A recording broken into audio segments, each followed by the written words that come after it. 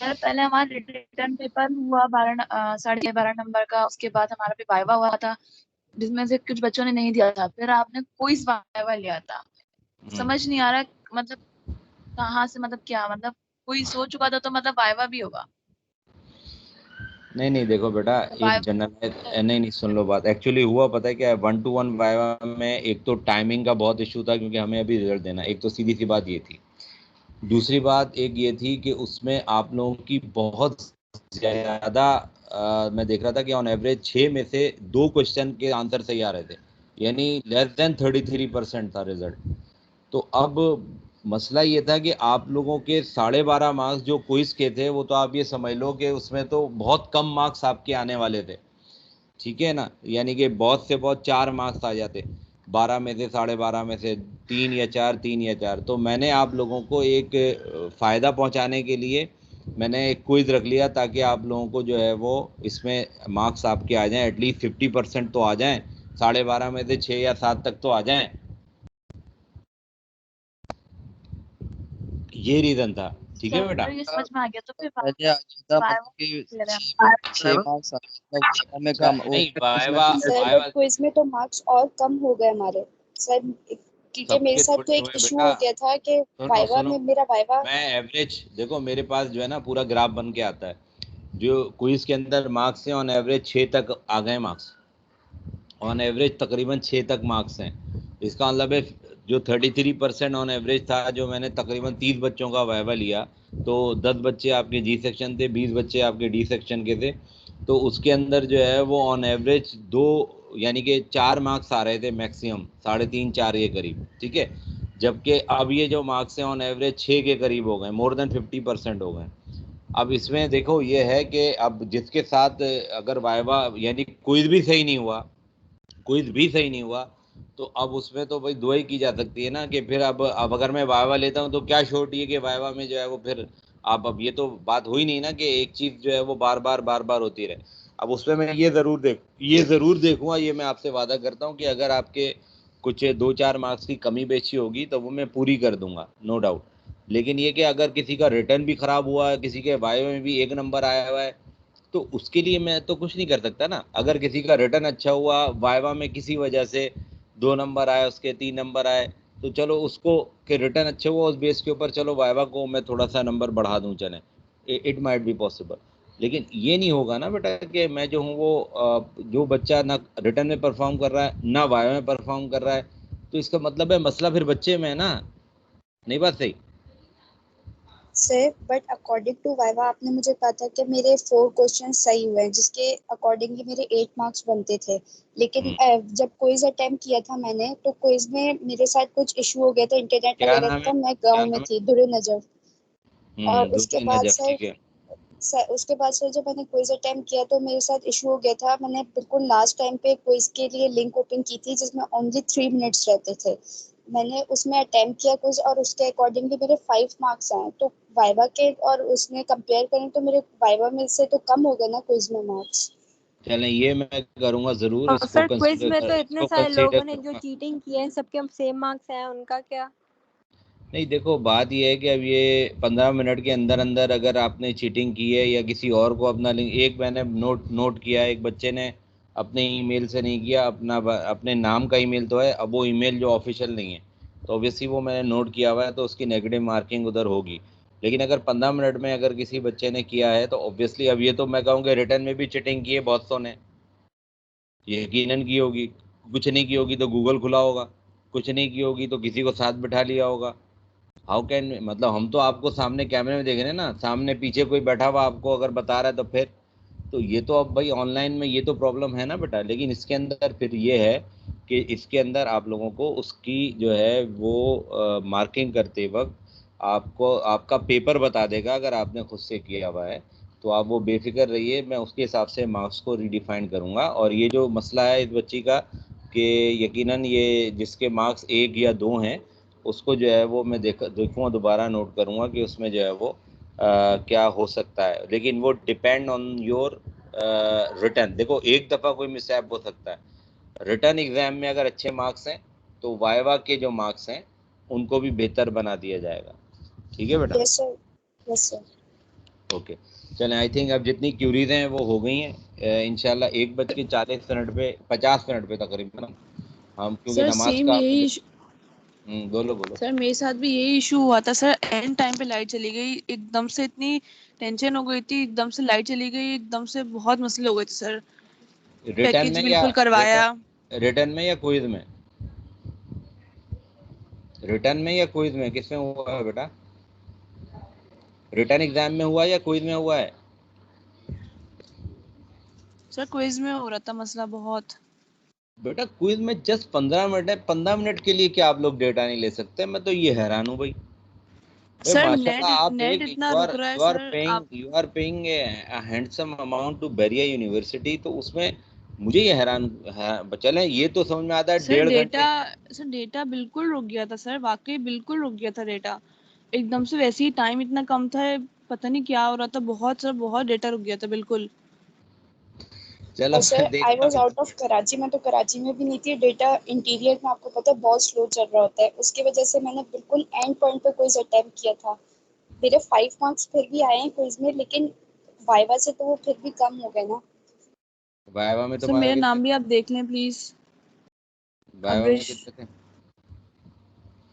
तो बेटा अभी जो मैंने लिस्ट भेजी है वो खोल के देखी नहीं तुम लोगों ने? सर देखिए सर, उसमें 4 हैं किसमें? सर काम सर करे ना वाइवा में सबको, सर। मार्क्स बेटा एवरेज सबको। मैंने ईमेल जो है आप लोगों को की है ना, ईमेल के बाद फिर मैंने एक अलग से सिर्फ बोलो क्विज फिर की बोलो। लिस्ट भेजी। क्विज की लिस्ट भेजी है। क्विज की लिस्ट के अंदर आपके मार्क्स कैसे? अब्रिश जो है, अब्रिश, वेट, कंट्रोल, अभी जो मैंने भेजी है उसमें मैंने लिखा है सैयदा अब्रिश अली, सईदा जी अब। सर, सब 4 हैं उसमें सर। हाँ तो वैसे और जो लिस्ट थी उसमें कितने थे जो इससे पहले मैंने भेजी है, जो सर उसमें क्विज भी की लिस्ट? 4। तो बेटा तो फिर मतलब मैं कहाँ से खुद से कहाँ से पढ़ा दूँ? ये तो गूगल ने दिया है। आपके रिस्पॉन्सेज चेक करो बेटा, गूगल के रिस्पॉन्सेज आ रहे होंगे। सर एंड टाइम पे लाइट चली गई सर, बिल्कुल बहुत एक जल्दी जल्दी करा पैकेज, बिल्कुल एंड हो गया था। रिटर्न कैसा हुआ है? रिटर्न कैसा हुआ है अब्रिश? सर रिटर्न तो बहुत अच्छा हुआ है। बस रिटर्न अच्छा हुआ है तो ये मार्क्स रीडिफाइंड हो जाएंगे, ठीक है। अब देखो ये आपके रिस्पॉन्सेज सामने आ रहे हैं।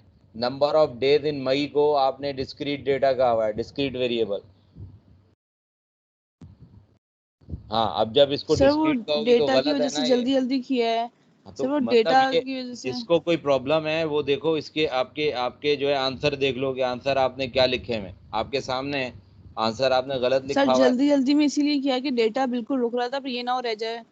अच्छा अब देखो फिर मैं आपको अगेन रिपीट करूँगा बहुत सीधे से अल्फाज में। आज इंशाल्लाह आपका रिटर्न 100% जो है काफ़ी हद तक कोशिश करूँगा कि मैं निपटा दूँ। रिटर्न जब मैं चेक करूँगा तो वाइवा को कंसिडर कर लूँगा। अभी वाइवा को रिज्वाइन करना, अभी वाइवा की एक जनरल एक हम वो लेंगे क्लास, और उसके बाद फिर जो है जो बच्चे ये रह गए हैं इनका वाइवा थोड़ा कंडक्ट कर ठीक है लेंगे, सर। रेट सवाल कर लेंगे, ठीक है। तो मैं अगेन रिपीट कर रहा हूँ कि जो थैंक यू सर। जिनका रिटर्न अच्छा होगा उनके वाइवा को बेहतर कर दिया जाएगा इंशाल्लाह। Okay let's start. मैंने आप लोगों को इफ़ यू रिमेंबर मैंने आप लोगों को कहाँ छोड़ा था, याद है किसी को या भूल गए? ये सब प्रोबेबिलिटी सर वाली थी। काउंटिंग टेक्निक्स पे। Counting techniques. काउंटिंग टेक्निक्स का जो लास्ट टाइम का जो एक मैंने बताया था, मैं स्क्रीन शेयर कर दूं। स्क्रीन नज़र आ रही है मेरी? हाँ बेटा? Yes sir. जी सर। फाइन, ठीक है। अच्छा अब देखें जो मैंने आप लोगों को लास्ट टाइम आपको बताया था वो अगर आपको याद हो तो वो मैंने आपको छोड़ा था, मल्टीप्लिकेशन रूल मैंने करवा दिया था, ऐसे ही है। मल्टीप्लिकेशन रूल हो गया था बेटा, है भाई? याद है? Yes sir. यस जी सर। जी सर, वो हो गया था। मल्टीप्लिकेशन रूल ये कहता है कि अगर किसी एक्सपेरिमेंट में एक से ज़्यादा ऑपरेशन होते हैं तो मल्टीप्लाई होते हैं। तो ये हम ऑलरेडी डिस्कस कर चुके थे। अच्छा मल्टीप्लिकेशन रूल के बाद फिर जो सेकंड चीज़ थी वो थी परम्यूटेशन। परम्यूटेशन में जो बातें हैं वो दो हैं जो कि आपको याद रखनी है। परम्यूटेशन कहते हैं अरेंजमेंट को, ठीक है बेटा, अरेंजमेंट।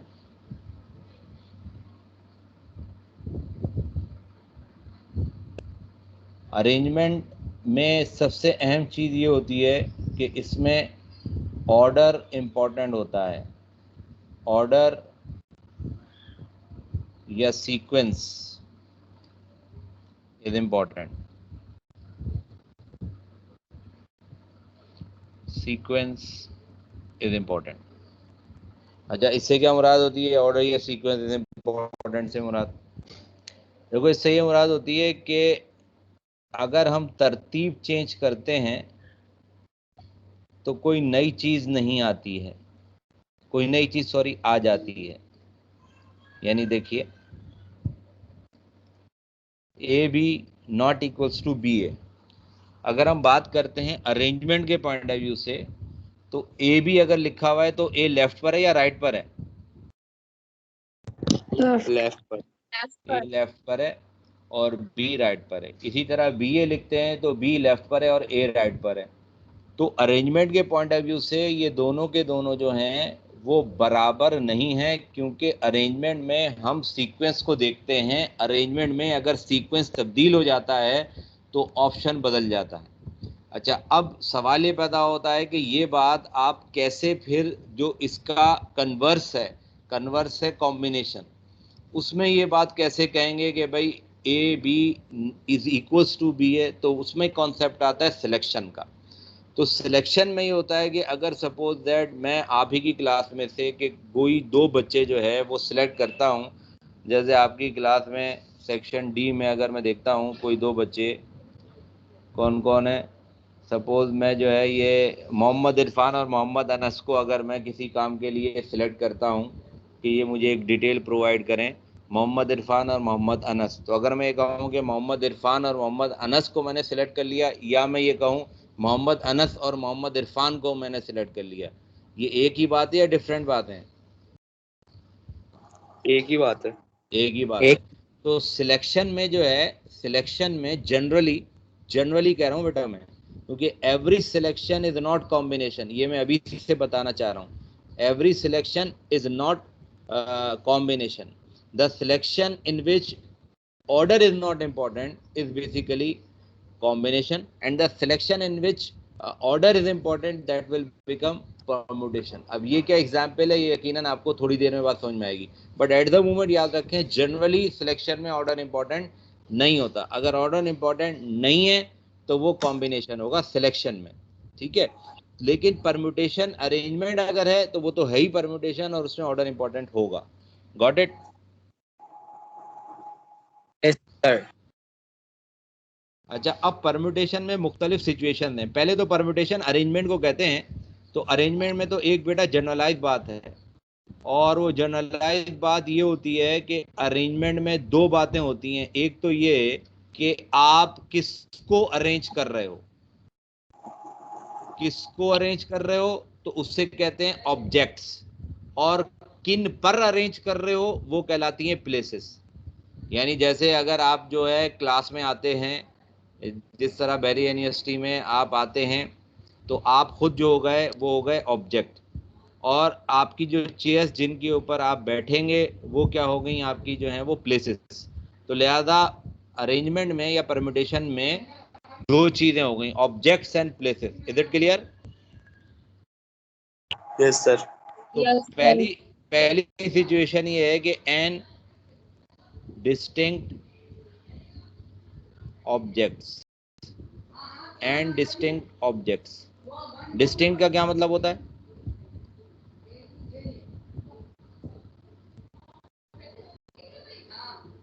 डिस्टिंक्ट का क्या मतलब होता है बेटा? At some distance.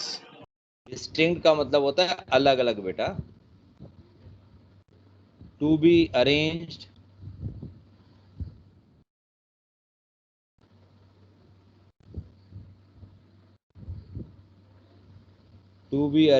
on n or more places,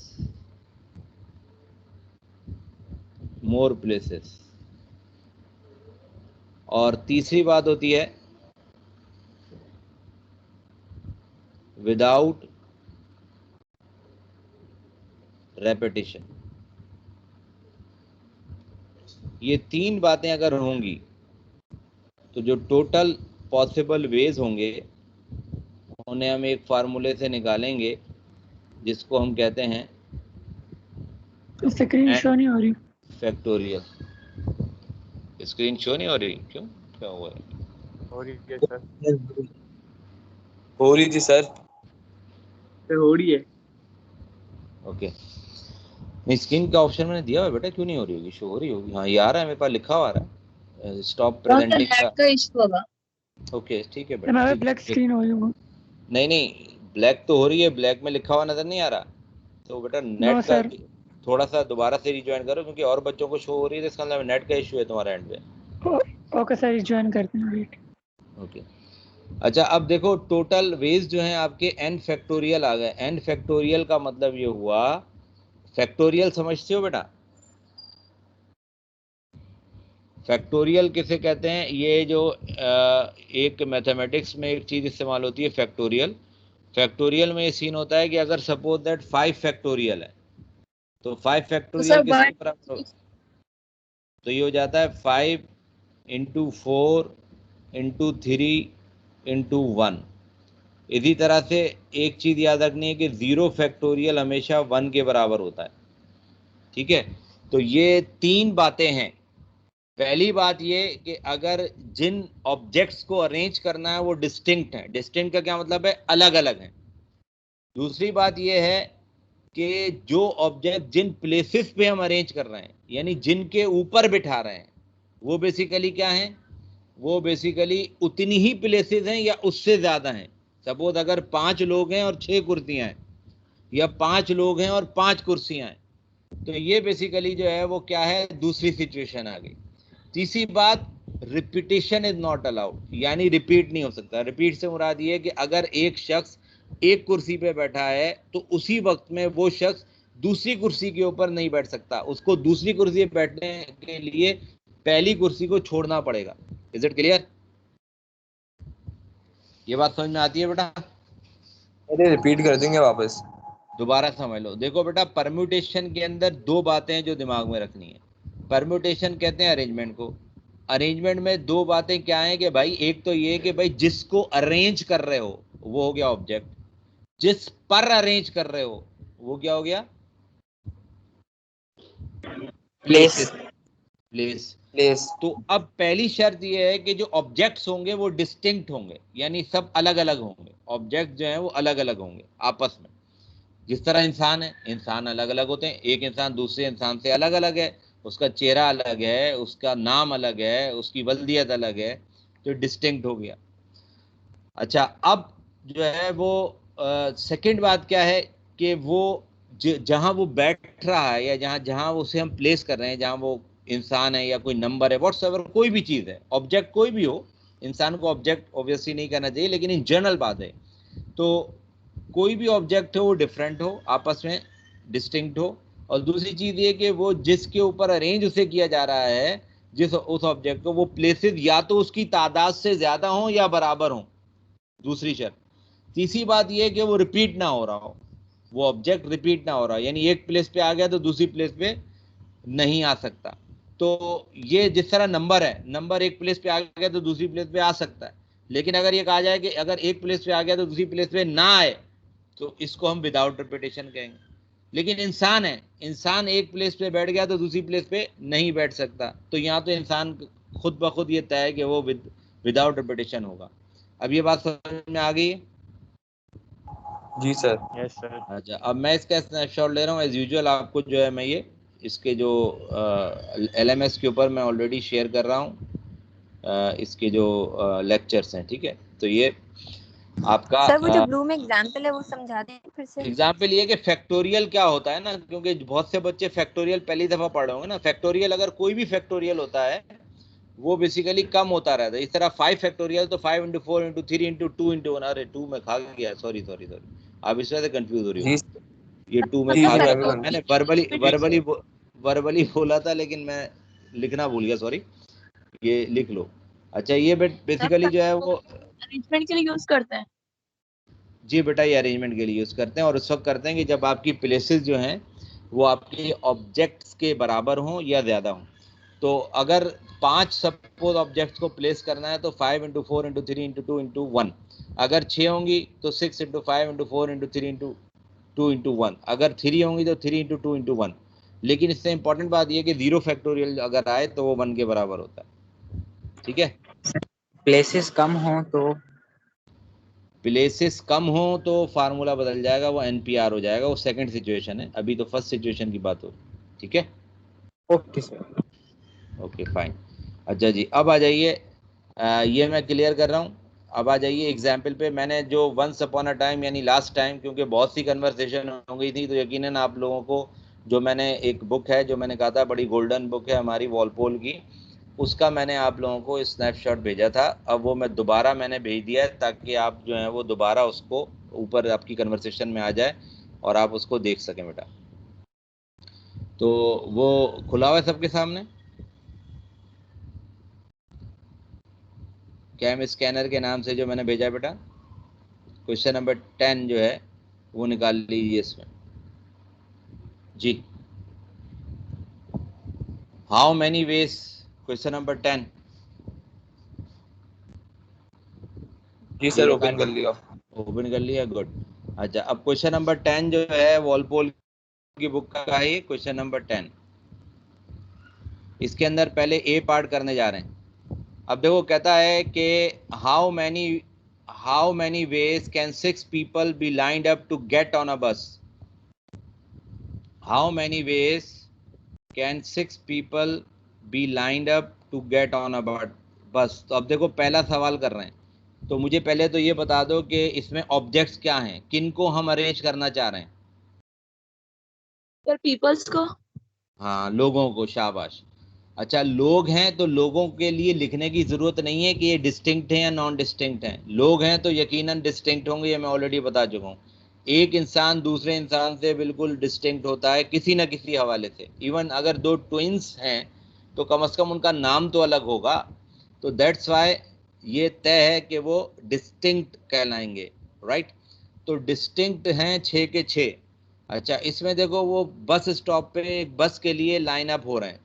तो बेटा ये बताओ जो जिस जिस प्लेस पे वो अरेंज होने जा रहे हैं वो प्लेस उनकी तादाद से ज़्यादा है या कम है या बराबर है, क्या सीन है, ये क्या कहना चाह रहा है बेटा। सर हमें कैसे पता चलेगा? भाई एक ज़्यादा शख्स हो। है वो बस स्टॉप पे खड़ा है। आप बस स्टॉप पे अगर बहरी यूनिवर्सिटी के बाहर खड़ी हो तो ऑब्वियसली वहाँ क्या सिर्फ 6 लोग या 600 लोग ही खड़े हो सकते हैं, वहाँ तो 6000 लोग भी खड़े हो सकते हैं। जगह तो है ना भाई, पूरी सड़क आपके लिए तैयार है, पूरा फुटपाथ आपके लिए तैयार है।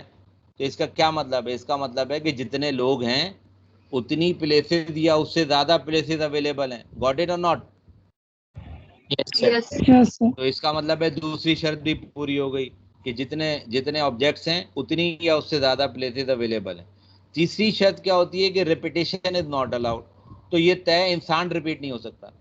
यानी इंसान जो है अगर एक एक जगह पे खड़ा है तो वही इंसान जो है दूसरी जगह पे नहीं खड़ा हो सकता एक ही वक्त में। उससे अपनी पहली जगह छोड़नी पड़ेगी। वो कोई जिन का बच्चा नहीं है, इंसान का बच्चा है। तो इसका मतलब ये हुआ कि ये तीसरी शर्त भी पूरी हो गई कि विदाउट रिपीटेशन। तो तीनों शराइत पूरी हो रही है बेटा। जी सर। तो इसमें n फैक्टोरियल यानी 6 फैक्टोरियल लग गया। तो 6 फैक्टोरियल क्या बना?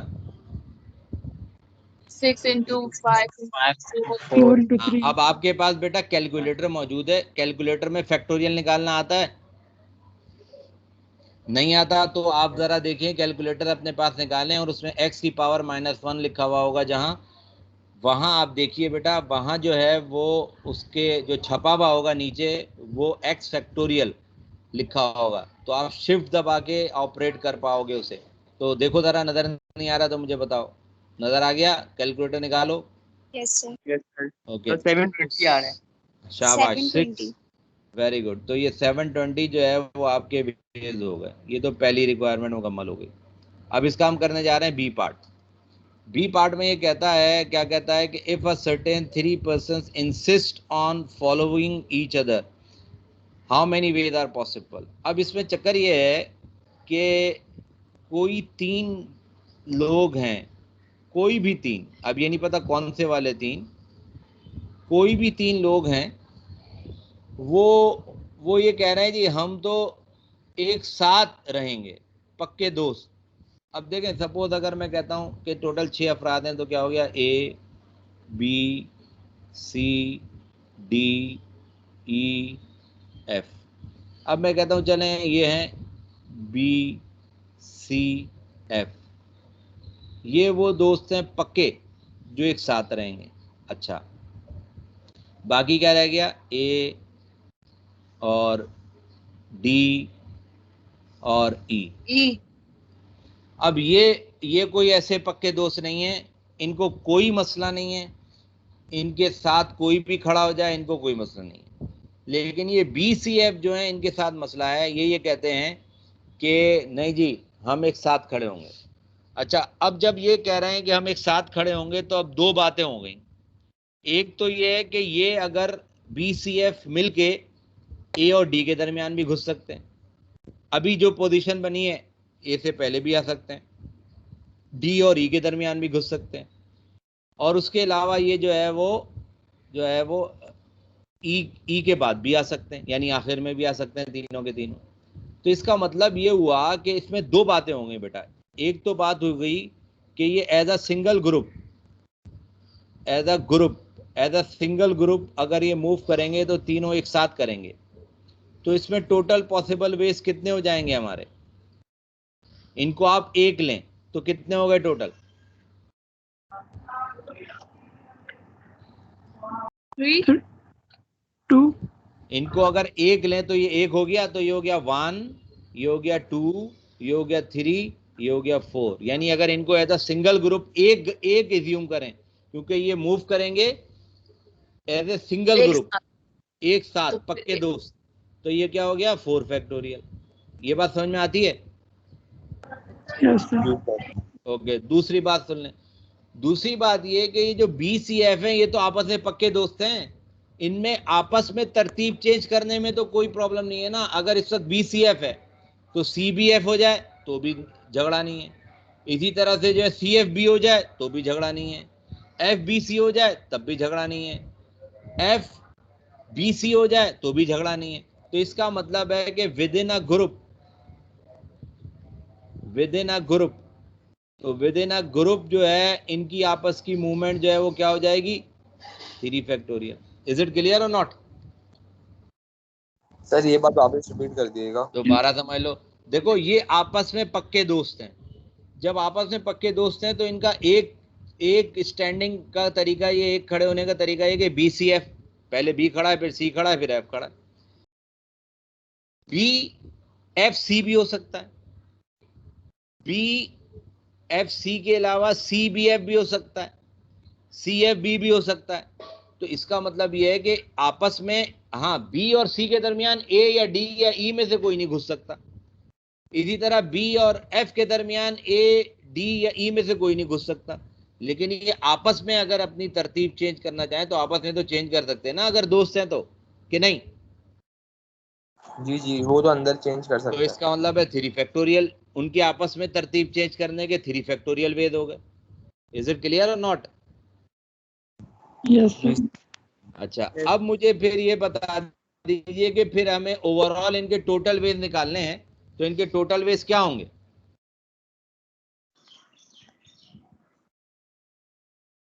हाँ, एक हो गया 4 फैक्टोरियल, फिर दूसरा क्या होगा? 7 फैक्टोरियल। गलत। देखो, अब यही गलती करते हो ना, ये लास्ट टाइम भी मैंने बताया था बेटा कि आपको जब भी कोई काम, जब भी काम कंप्लीट ना हो कोई किसी भी एक्सपेरिमेंट में, तो आपस से मल्टीप्लाई होता है, बताया था। तो 4 फैक्टोरियल में ख्याल में 24 आता है, 3 फैक्टोरियल में ख्याल में 6 आता है, तो ये आ जाएगा 144। ठीक है बेटा, is it clear? Yes sir. Yes sir. Okay, very good. Yes, sir. अच्छा, अब मुझे दूसरी बात ये बताइए कि इन केस अगर थर्ड वाले को करने के लिए सेकंड वाले को करना लाजमी है, क्योंकि थर्ड वाला आप डायरेक्ट नहीं कर सकते, ये बात ध्यान में रखिएगा। तो थर्ड वाले को करने के लिए आपको सेकंड वाला का कॉन्सेप्ट ध्यान में है। तो अगर मैं ये कहता हूं, इसी में एक सवाल बना देता हूं, इसका पार्ट 1 ये कर देता हूं, इसे पार्ट 2 कर देता हूं। पार्ट 2 ये है, any 3 refuse to follow each other. इसका क्या मतलब हुआ? Refuse to follow each other, इसका क्या मतलब हुआ? Any 3 refuse to follow each other का क्या मतलब हुआ बेटा? वो एक दूसरे को फॉलो को मैं अलग अलग यानी ये -1 उसका अपोजिट हो गया ना बेटा। जो ऊपर बात कही थी उसका अपोजिट हो गया। ऊपर क्या था? Any three follow each other. Follow का मतलब एक साथ एक दूसरे को फॉलो करेंगे, एक साथ खड़े होंगे। इन अदर वर्ड्स, अगर रिफ्यूज टू फॉलो, अगर मैं इसी सवाल को बना दूं रिफ्यूज टू फॉलो, जब अगर मैं इसी सवाल को रिफ्यूज टू फॉलो बना दूंगा तो क्या असर होगा? क्या होगा इसका ऑप्शन? तरह बी सी अलग, एफ अलग, ए डी ई सबके अलग अलग नहीं, हो जाएंगे। इस तरह नहीं करेंगे। देखिए 720 क्या है? टोटल वेज हैं। टोटल 6 लोग कैसे खड़े होंगे? ये हैं। अगर मैं कहता हूं कि कोई भी 3 एक साथ खड़े होंगे, इसके टोटल पॉसिबल वेज कितने हैं? 144। तो डिफरेंस अगर ले लें तो क्या आ जाएगा इसका डिफरेंस? 576। 586. 576 वो पॉसिबल वेज हैं कि कोई भी 3 साथ खड़े ना हो। Is it clear? 576 वो है जो तीनों साथ खड़े ना हो। कोई भी 3 साथ खड़े ना हो। सर समझ नहीं आया। दोबारा समझ लो। देखो बेटा, ये सी के लिए बेसिकली ये सी की रिक्वायरमेंट थी, लेकिन पहले मैंने ये बी में समझाई, क्योंकि जो सी आप करोगे वो भी सी स्टेप वाइज करोगे। आप जो डायरेक्टली निकाल सकते हो वो पॉसिबल वे निकाल सकते हो कि जो साथ खड़े हों, जो फॉलो करें। तो जो फॉलो करें, कोई भी 3 अगर एक साथ खड़े हों, उसके टोटल पॉसिबल वेज आपने 144 निकाल लिए। अगर मैं इसी सवाल का अपोजिट ले लेता हूं, कन्वर्स कर देता हूं कि कोई भी 3 साथ खड़े ना हो, refuse to follow each other, तो मुझे पता है कि टोटल जो पॉसिबल वेज साथ खड़े होने वालों की, यानी टोटल पॉसिबल वेज इन 6 के खड़े होने का जो तरीका है कि 6 कितने तरीके से खड़े हो सकते हैं एक बस के इंतजार में, वो 720 वेज हैं। उनमें से कोई भी 3 एक साथ खड़े हों, वो 144 है। तो अगर डिफरेंस ले लेंगे तो 576 वो हैं कि जो कोई भी 3 एक साथ खड़े ना हो। गॉट इट और नॉट?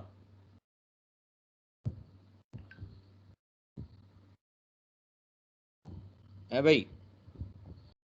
ये बात समझ में आ रही है कि नहीं आ रही? जी सर। अच्छा, अब यही चीज 2 के लिए करो। 2 के लिए भी पहले आपको साथ खड़े होने वाले निकालने पड़ेंगे। जो सी है, सी में कहता है any 2 not follow each other. Any 2 not follow each other. तो नॉट फॉलो ईच अदर में पहले एनी 2 फॉलो ईच अदर निकालेंगे। एनी 2 फॉलो ईच अदर निकालेंगे। तो वो कैसे निकलेगा? वो वही कॉन्सेप्ट है कि पहले निकलेगा हमारा एज अ ग्रुप। तो बेटा as a group, as a single group कितने पॉसिबल वेज हो जाएंगे?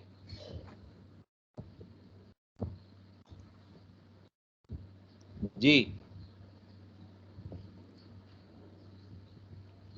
हाँ बेटा, एज अ ग्रुप कितने पॉसिबल वेज हो जाएंगे? अगर कोई भी 2 फॉलो करते हैं एक दूसरे को, तो किसी भी 2 को आप एक ले लोगे। शाबाश, 5 हो जाएंगे बेटा। कैसे?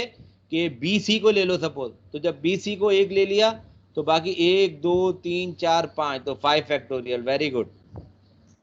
और विद इन अ ग्रुप, देखो बेटा, अगर मैं पहले इसमें देखो, हमेशा याद रखना रिफ्यूज टू फॉलो उस वक्त निकलेगा जब हम फॉलो निकालेंगे। पहले रिफ्यूज टू फॉलो में से क्या करेंगे, टोटल में से फॉलो वाले निकाल देंगे तो रिफ्यूज टू फॉलो आ जाएगा। ये एक बेसिक कॉन्सेप्ट है जो कि मैंने बी में बताने की कोशिश की। तो अगर जो है अब क्या हुआ, जो सी रिक्वायरमेंट है उसमें कहता है if any two refuse to follow each other, refuse to follow each other. तो पहले इसमें फॉलो ईच अदर निकालेंगे, फॉलो ईच अदर आ गए तो वो 72 में से लेस कर देंगे तो फिर वो रिफ्यूज टू फॉलो वाले आ जाएंगे। तो पहले जो any two follow to each other अगर हम निकालेंगे तो उसके अंदर जो कोई भी दो A B C D E F में से कोई भी दो एक ग्रुप हो गया तो उसे सिंगल ट्रीट किया जाएगा। जब उसे सिंगल ट्रीट किया जाएगा तो वो एक हो गया कोई। अगर देखो सपोज इसी को मैं लिख देता हूँ ना, अगर आप लोग कंफ्यूज हो रहे हो तो देखो ए बी सी डी है ना, तो मैं एक काम ये करता हूँ कि ए और एफ को सिंगल मान लेता हूँ। तो ए और एफ को अगर सिंगल मान लेते हैं तो क्या बच गया, बी सी और डी और ई। तो देखो 1 2 3 4 5 इस तरह ये 5 फैक्टोरियल। अब आई समझ में, अभी भी नहीं आई? Yes sir. यस सर, आ गए। और विद इन अ ग्रुप